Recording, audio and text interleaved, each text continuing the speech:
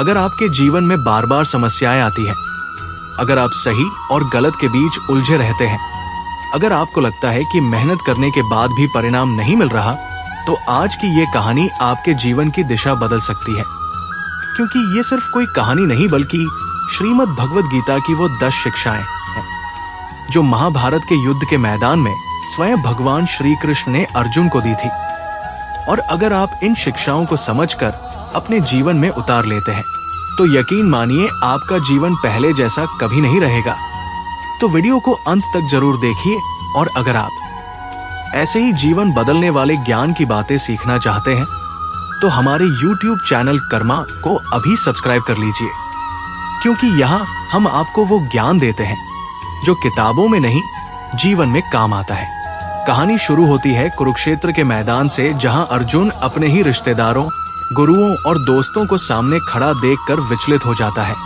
उसका मन कमजोर पड़ जाता है, उसके हाथ कांपने लगते हैं और वो अपने ही कर्तव्य से पीछे हटने लगता है।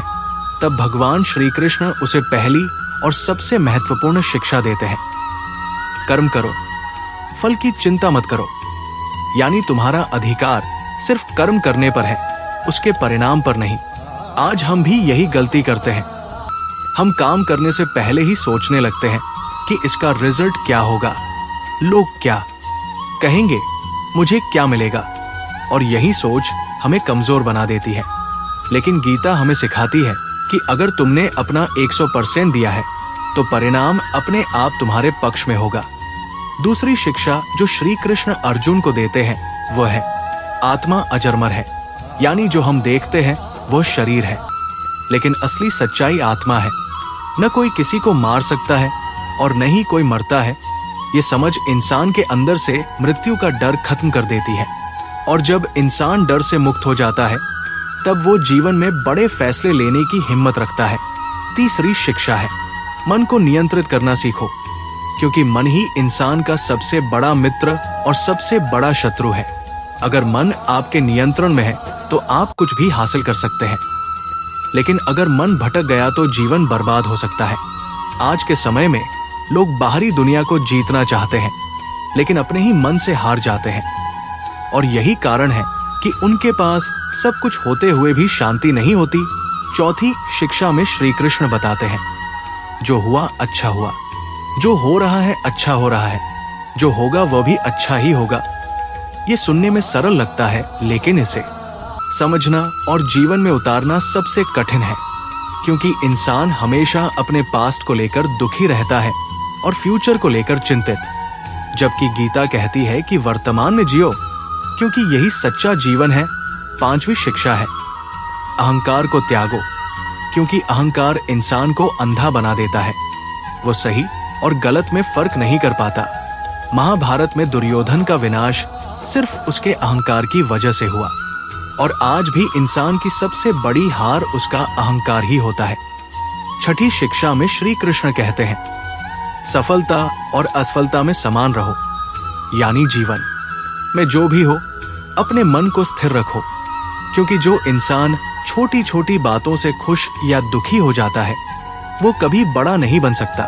सातवीं शिक्षा है अपने धर्म का पालन करो। यह धर्म का मतलब रिलीजन नहीं, बल्कि आपका कर्तव्य है।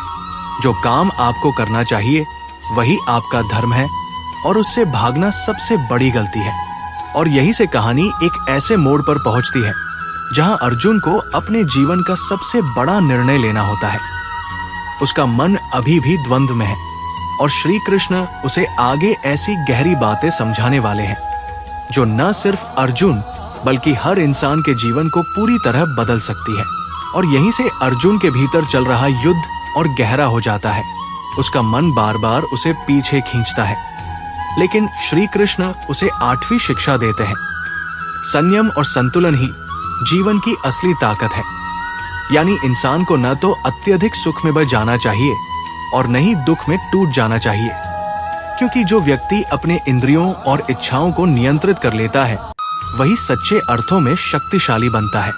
आज के समय में लोग अपने मन की हर इच्छा को पूरा करने को ही आजादी समझते हैं, लेकिन गीता सिखाती है कि असली आजादी तब मिलती है जब आप अपनी इच्छाओं के गुलाम नहीं बल्कि मालिक बन जाते हैं।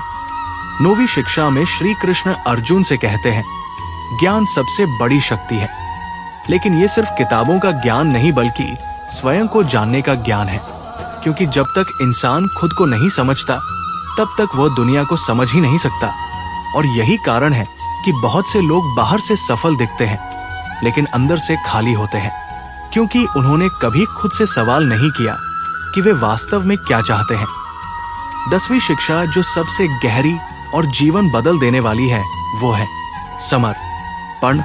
यानी जब इंसान पूरी श्रद्धा और विश्वास के साथ अपने कर्म और अपने जीवन को भगवान को समर्पित कर देता है, तब उसका हर डर, हर चिंता खत्म हो जाती है। क्योंकि उसे पता होता है कि अब जो भी होगा वो ईश्वर की इच्छा से होगा और उसमें कुछ न कुछ अच्छा जरूर होगा। और यही वो मोड़ है जहां अर्जुन धीरे धीरे अपने डर, अपने मोह और अपने भ्रम से बाहर निकलने लगता है। लेकिन श्री कृष्ण यही नहीं रुकते, वे उसे और गहराई में ले जाते हैं और बताते हैं कि इस संसार में हर चीज अस्थायी है, चाहे वो सुख हो, दुख हो, धन हो, रिश्ते हो, या फिर ये शरीर ही क्यों न हो। इसलिए इनसे अधिक लगाव ही इंसान के दुख का कारण बनता है। जब इंसान किसी चीज को मेरा समझने लगता है, तभी से उसका डर शुरू हो जाता है कि कहीं ये उससे छिन न जाए, और यही डर उसे अंदर से कमजोर बनाता है। लेकिन गीता सिखाती है कि इस संसार में कुछ भी स्थायी नहीं है, इसलिए मोह में फंसना ही सबसे बड़ी भूल है। अर्जुन अब समझने लगता है कि उसका दुख सिर्फ युद्ध का नहीं बल्कि उसके अंदर के मोह का है। और जैसे जैसे ये मोह टूटने लगता है, वैसे वैसे उसका मन मजबूत होने लगता है। श्री कृष्ण से समझाते हैं कि जीवन में हर इंसान को कभी न कभी अपने कुरुक्षेत्र का सामना करना पड़ता है, यानी ऐसी स्थिति जहां उसे सही और आसान में से किसी एक को चुनना होता है। और ज्यादातर लोग आसान रास्ता चुन लेते हैं, लेकिन वही लोग आगे चलकर पछताते हैं, क्योंकि आसान रास्ता हमेशा सही नहीं होता और सही रास्ता हमेशा आसान नहीं होता। यही कारण है कि अर्जुन को भी अपने कर्तव्य का पालन करने के लिए अपने ही लोगों के खिलाफ खड़ा होना पड़ रहा है। और ये सिर्फ महाभारत की कहानी नहीं बल्कि हर इंसान की कहानी है, क्योंकि हर किसी के जीवन में ऐसे पल आते हैं जब उसे अपने डर, अपने रिश्तों और अपने भावनाओं से ऊपर उठकर सही निर्णय लेना पड़ता है। श्री कृष्ण आगे अर्जुन से कहते हैं कि अगर तुमने अपने कर्तव्य से मुंह मोड़ लिया तो तुम सिर्फ इस युद्ध को नहीं बल्कि अपने जीवन को हार जाओगे। क्योंकि इंसान की सबसे बड़ी हार बाहर से नहीं बल्कि अंदर से होती है, जब वो खुद से हार जाता है। और यही वो बात है जो अर्जुन के दिल को छू जाती है। वो समझने लगता है कि उसका जन्म सिर्फ सुख पाने के लिए नहीं बल्कि अपने धर्म का पालन करने के लिए हुआ है। और अगर उसने आज ये अवसर खो दिया तो वो जीवन भर पछताएगा।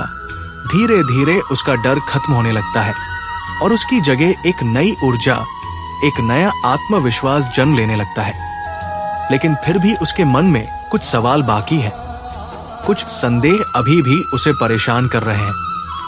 और श्री कृष्ण जानते हैं कि जब तक अर्जुन के मन के हर सवाल का जवाब नहीं मिलेगा, तब तक वो पूरी तरह से अपने कर्तव्य के लिए तैयार नहीं हो पाएगा। इसलिए वे उसे एक ऐसा ज्ञान देने वाले हैं जो सिर्फ शब्दों तक सीमित नहीं बल्कि अनुभव करने वाली चीज है। एक ऐसा रूप दिखाने वाले हैं जिसे देखने के बाद अर्जुन के सारे भ्रम हमेशा के लिए समाप्त हो जाएंगे और उसका जीवन पूरी तरह बदल जाएगा। और फिर वो क्षण आता है जिसे शब्दों में पूरी तरह व्यक्त करना लगभग असंभव है, लेकिन वही क्षण अर्जुन के जीवन का सबसे बड़ा टर्निंग पॉइंट बन जाता है, क्योंकि श्री कृष्ण उसे अपना विराट रूप दिखाते हैं। एक ऐसा रूप जिसमें पूरा ब्रह्मांड समाया हुआ है, जहां अनगिनत सूर्य एक साथ चमक रहे हैं, जहां समय, सृष्टि और विनाश सब एक ही साथ दिखाई देते हैं। अर्जुन देखता है कि इस संसार में जो कुछ भी हो रहा है वो पहले से ही तय है। हर योद्धा जो युद्ध में खड़ा है उसका अंत पहले ही निश्चित हो चुका है और वो सिर्फ एक माध्यम है। उस योजना को पूरा करने का ये दृश्य अर्जुन को अंदर तक हिला देता है। उसका अहंकार पूरी तरह समाप्त हो जाता है और उसे ये समझ में आ जाता है कि इंसान खुद को कितना भी बड़ा क्यों न समझ ले, वो इस विशाल सृष्टि का सिर्फ एक छोटा सा हिस्सा है और यही गीता की सबसे बड़ी सच्चाई है। तुम कर्ता नहीं, सिर्फ एक माध्यम हो। जब इंसान ये बात समझ लेता है तब उसके जीवन की सारी परेशानियां, उसका डर, उसका तनाव धीरे धीरे खत्म होने लगता है, क्योंकि उसे ये एहसास हो जाता है कि वो अकेला नहीं है। उसके पीछे एक बहुत बड़ी शक्ति काम कर रही है और जब ये विश्वास मजबूत हो जाता है तब इंसान किसी भी परिस्थिति का सामना करने के लिए तैयार हो जाता है। अर्जुन अब पूरी तरह बदल चुका है। जो व्यक्ति कुछ समय पहले अपने ही कर्तव्य से भाग रहा था, वही अब पूरे आत्मविश्वास और स्पष्टता के साथ युद्ध के लिए तैयार खड़ा है। और ये बदलाव किसी बाहरी ताकत से नहीं बल्कि ज्ञान और समझ से आया है। यही गीता की असली शक्ति है। ये हमें बाहर की दुनिया को बदलने की नहीं बल्कि खुद को बदलने की प्रेरणा देती है, क्योंकि जब इंसान खुद बदलता है तब उसकी पूरी दुनिया अपने आप बदल जाती है। श्री कृष्ण अंत में अर्जुन से कहते हैं, अब मैंने तुम्हें वो सब बता दिया जो जानना आवश्यक था। अब निर्णय तुम्हारा है। और यही बात हर इंसान के जीवन पर लागू होती है, क्योंकि हमें भी जीवन में सही और गलत का ज्ञान मिलता है। हमें भी समझाया जाता है कि क्या करना चाहिए और क्या नहीं, लेकिन अंत में निर्णय हमें ही लेना होता है और वही निर्णय हमारे जीवन की दिशा तय करता है। अर्जुन अब बिना किसी संदेह के अपने कर्तव्य को स्वीकार करता है और पूरे साहस के साथ आगे बढ़ता है। और यही संदेश हमें भी मिलता है कि चाहे परिस्थिति कितनी भी कठिन क्यों न हो, अगर हमारे पास सही ज्ञान, सही सोच और दृढ़ विश्वास है तो हम किसी भी चुनौती को पार कर सकते हैं। गीता हमें ये नहीं सिखाती कि जीवन में समस्याएं नहीं आएंगी, बल्कि ये सिखाती है कि समस्याओं के बीच भी स्थिर और मजबूत कैसे रहा जाए। और यही वो कला है जो हर सफल और संतुलित इंसान को दूसरों से अलग बनाती है।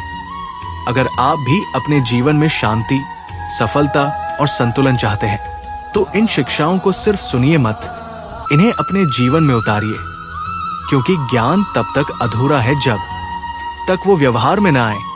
और अगर आपको ऐसी ही गहरी और जीवन बदलने वाली बातें सीखनी है तो अभी हमारे YouTube चैनल कर्मा को सब्सक्राइब करें, क्योंकि यहाँ हम सिर्फ कहानियां नहीं बताते, हम आपको वो रास्ता दिखाते हैं जो आपके जीवन को एक नई दिशा दे सकता है।